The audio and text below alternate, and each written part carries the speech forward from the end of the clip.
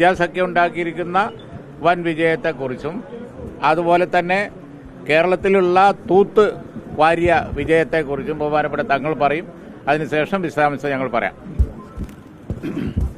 വളരെ സുപ്രതീക്ഷിതമായ ഒരു വിജയം തന്നെയാണ് ഇവിടെ ഇന്നുണ്ടായിട്ടുള്ളത്. 2024 ലോക്സഭയിലേക്കുള്ള തെരഞ്ഞെടുപ്പ്, 18ാം ലോക്സഭയിലേക്കുള്ള ഈ തെരഞ്ഞെടുപ്പ് നേരത്തെ ഉള്ള പല ധാരണകളെയും തിരുത്തിക്കൊണ്ടുള്ളൊരു റിസൾട്ടാണ് ഇന്ന് ഇന്ത്യയുടെ നാനാഭാഗങ്ങളിൽ നിന്നും വന്നുകൊണ്ടിരിക്കുന്നത്.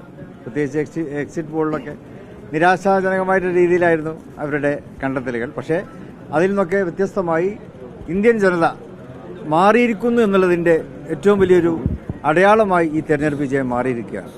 ഇന്ത്യയുടെ ഭരണഘടന, ഇന്ത്യയുടെ മതേതരത്വം, ഇന്ത്യയുടെ ജനാധിപത്യം ഇതൊക്കെ സംരക്ഷിക്കാൻ ഞങ്ങളുണ്ട് എന്ന് ഇന്ത്യൻ ജനത ഉച്ചസ്ഥരം പ്രഖ്യാപിച്ചിരിക്കുകയാണ്.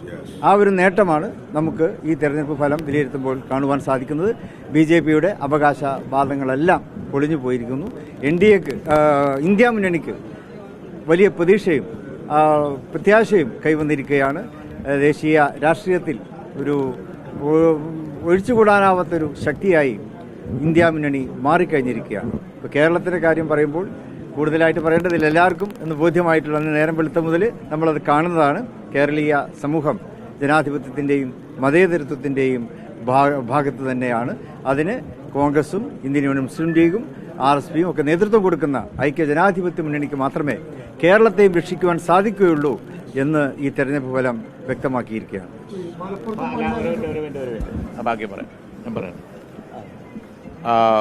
മലപ്പുറത്തും പൊന്നാനിയിലും മാത്രമല്ല,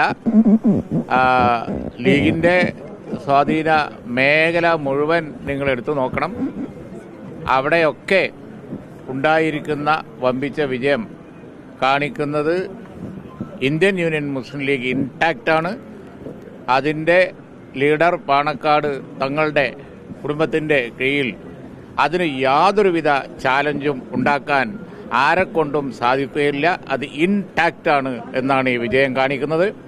മലപ്പുറത്തെ വിജയം എല്ലാ റെക്കോർഡുകളും ഭേദിച്ച് മുന്നോട്ട് പോവുകയാണ്. അതേപോലെ തന്നെ പൊന്നാനിയാണ് കഥകൾ മെനഞ്ഞിരുന്നത്. കഥകൾ എന്താണെന്നൊന്നും ഇപ്പോൾ ഞാൻ പറയേണ്ട കാര്യമില്ല. പക്ഷേ അവിടെ സമദാനി സർവകാല റെക്കോർഡിലേക്ക് പോവുകയാണ്. എത്ര എന്നുള്ളത് പറയാറായിട്ടില്ല. ഇത് കാണിക്കുന്നത് അതുപോലെ വടകരയിലെ വിജയം ഞങ്ങൾക്ക് അഭിമാനമുണ്ട്. കണ്ണൂരിലെ വിജയം, കാസർഗോട്ടെ വിജയം, ഈവൻ വയനാട്ടിലെ വലിയ വിജയം, പാലക്കാട്, എല്ലാം കേരളത്തിൽ മുഴുവൻ.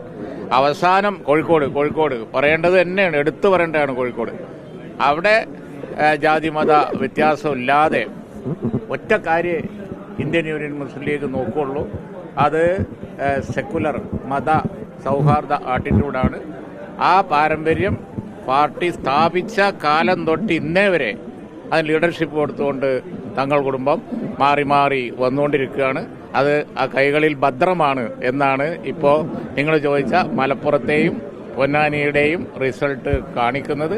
അവിടുത്തെ വോട്ട് ഒന്നുകൂടി അത് അടിവരയിടുന്നുണ്ട്. അതാണ് ചാലഞ്ച് ഉണ്ടായാൽ എന്ത് ചാലഞ്ച് ഉണ്ടായാലും ഞങ്ങൾക്ക് മലബാറിലെ മുഴുവൻ എന്ത് ചാലഞ്ച് ഉണ്ടായാലും അത് നമുക്ക് ഗുണമായിട്ടേ വരുള്ളൂ എന്നുള്ളതാണ്. പൊന്നാനിയിൽ നേരിട്ട് ഞങ്ങളെ ചാലഞ്ച് ചെയ്തിരിക്കുകയായിരുന്നല്ലോ. പൊന്നാനി പല പരീക്ഷണങ്ങളും ഇതിനു മുമ്പ് നടന്നിട്ടുണ്ട്. ബഷീർ സാഹിബ് പ്രത്യേക പരീക്ഷണങ്ങൾ നേരിട്ടുണ്ട്. സമദാനി പ്രത്യേക പരീക്ഷണത്തെ എപ്പോൾ നേരിട്ടു. എന്ത് പരീക്ഷണമായാലും ഒരു കുത്തിത്തിരിപ്പും അതുപോലുള്ള കാര്യങ്ങളും നടക്കാൻ പോകുന്നില്ല എന്ന് ഇന്ത്യൻ യൂണിയൻ മുസ്ലിം ലീഗ് ഒരിക്കൽ കൂടി തെളിയിച്ചിരിക്കുകയാണ്. അതിന്റെ ലീഡർഷിപ്പ് തെളിയിച്ചിരിക്കുകയാണ്. നിങ്ങൾക്ക് ചോദിക്കാം. സ്ഥാനാർത്ഥികൾ ആദ്യമായി ഈ തെരഞ്ഞെടുപ്പിൽ ഇത്ര ഉജ്ജ്വലമായ ഒരു വിജയത്തിലേക്ക് എത്തിച്ച സർവശക്തനെ സ്തുതിക്കുകയാണ്. അൽഹംദുലില്ലാഹ്. പാർട്ടിക്ക് ആദ്യമായിട്ട് നന്ദി രേഖപ്പെടുത്തുന്നു. സമദാനി ഞാനും ഈ തെരഞ്ഞെടുപ്പിൽ മത്സരിക്കാൻ വേണ്ടി പാർട്ടി തീരുമാനിക്കുകയും വന്യനായ തങ്ങൾ അത് പ്രഖ്യാപിക്കുകയും ചെയ്തു. ഞങ്ങളെ അങ്ങനെ വിശ്വാസമർപ്പിച്ച് ആ ജോലി ഏൽപ്പിച്ച പാർട്ടി നേതൃത്വത്തോടുള്ള നന്ദിയും കടപ്പാടും ആദ്യമായിട്ട് രേഖപ്പെടുത്തുകയാണ്. ഒറ്റ കാര്യമേ പറയാനുള്ളൂ. കഴിഞ്ഞ തെരഞ്ഞെടുപ്പിൻ്റെ വേളയിൽ ഞങ്ങൾ ജനങ്ങളോട് പാർലമെന്റിൽ ചെന്നാൽ ഏറ്റവും ആത്മാർത്ഥമായി ഞങ്ങളാൽ കഴിയുന്ന വിധത്തിൽ ഇവിടുത്തെ മതേതര ജനാധിപത്യ പ്രസ്ഥാനങ്ങളുടെ വളർച്ചയ്ക്കും മണ്ഡലത്തിൻ്റെ വളർച്ചയ്ക്കും രാജ്യത്തിൽ പൊതുകാര്യത്തിനും വേണ്ടി ആത്മാർത്ഥമായിട്ട് പരിശ്രമിക്കുമെന്നന്ന് ഞങ്ങൾ പറഞ്ഞ വാക്ക് ഇപ്പോൾ വിജയത്തിലേക്ക് എത്തിക്കുന്ന ഈ സാഹചര്യത്തിൽ ഒന്നുകൂടി ആവർത്തിച്ച് പറയുകയാണ്. ഞങ്ങൾ അന്ന് നിയോഗിക്കപ്പെട്ടത് എന്തിനാണോ ആ ലക്ഷ്യം സാക്ഷാത്കരിക്കുന്ന വിധത്തിൽ പരമാവധി ആത്മാർത്ഥമായി സത്യസന്ധമായി പ്രവർത്തിച്ച വാക്ക് പാലിക്കും ഇൻഷാ അല്ലാഹ് എന്ന് നിങ്ങളെ അറിയിക്കാൻ ഞാൻ ആഗ്രഹിക്കുകയാണ്. കൂടി പറഞ്ഞിട്ട് ചോദ്യം. UDF ഒറ്റക്കെട്ടായിട്ടുള്ള പ്രവർത്തനം ഈ തെരഞ്ഞെടുപ്പിൽ എല്ലാ പഴുതടച്ചുകൊണ്ടുള്ള പ്രവർത്തനം ഈ തെരഞ്ഞെടുപ്പിൽ എക്കാലത്തേക്ക് മാതൃകയായി കാണേണ്ട കാര്യമാണ്. ഇത് മാത്രമല്ല, ഈ തെരഞ്ഞെടുപ്പ് പല സംഗതികളും ചൂണ്ടിക്കാണിക്കുന്നുണ്ട്. അടുത്ത് വരാനിരിക്കുന്ന അസംബ്ലി തെരഞ്ഞെടുപ്പ് അടക്കമുള്ളതിലേക്ക് ചൂണ്ടുമലകയായി മാറിയ തെരഞ്ഞെടുപ്പാണ്.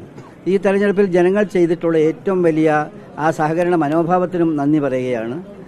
അവരെ വളരെയധികം ആത്മാർത്ഥമായിട്ട് ഊണുറക്കൊഴിച്ച് പ്രവർത്തിച്ച പ്രവർത്തകന്മാരോടുള്ള നന്ദിയും ഇവിടെ രേഖപ്പെടുത്തുകയാണ്. മറ്റ് രാഷ്ട്രീയ കാര്യങ്ങളെ പറ്റിയൊന്നും ഇപ്പോൾ വിശദീകരിക്കുന്നില്ല. അത് ധാരാളം വേദി കിട്ടുന്ന സമയത്ത് നേതാക്കന്മാർ തന്നെ അതിൻ്റെ സൂചനകൾ ഇവിടെ പറഞ്ഞു. എല്ലാ വിധത്തിലും വളരെ വളരെ അനുഗ്രഹീതമായി തീർന്നിരിക്കുന്ന ഈ തെരഞ്ഞെടുപ്പിൽ വിജയിക്കാൻ കഴിഞ്ഞതിലുള്ള സന്തോഷം ഒരിക്കൽ കൂടി രേഖപ്പെടുത്തുന്നു. സഹായിച്ച എല്ലാവർക്കും ആത്മാർത്ഥമായി നന്ദി രേഖപ്പെടുത്തുന്നു.